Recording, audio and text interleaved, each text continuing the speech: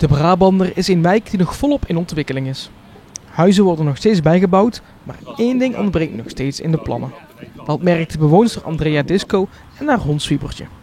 We wonen hier sinds eind januari en ik merk dat je hier gewoon nergens de hond los kan laten. En er zijn eigenlijk geen eens stoepen, dus je loopt overal op de weg. En er zijn veel konijnen, dus eigenlijk kan ik mijn hond nergens loslaten. En ik vind het ook wel eens leuk om honden te laten spelen. Want als we elkaar zien, vooral die kleintjes, die gaan dan gelijk spelen. En dan is het lastig met al die lijnen door elkaar. Dus ik zou eigenlijk graag een veld willen, omheind met een hekje, waar de honden niet uit kunnen. Zodat we daar met honden kunnen gaan spelen. Als het al een omheind stuk gras is, dan ben ik al heel erg blij. Het ultieme zou zijn als er ook nog een bankje komt en een prullenbak. Prullenbak voor de poepzakjes. En een bankje zodat wij als baasjes kunnen zitten als de honden lekker aan het spelen zijn. Dat zou eigenlijk voor mij al voldoende zijn. Naast een uitlaatplek voor de honden zit er volgens Andrea ook een sociaal voordeel aan haar plan. Je leert een beetje mensen kennen, ja zeker. Want dat is ook heel handig met honden. Je leert veel makkelijker mensen kennen. En dat zou er wel toe bijdragen, ja.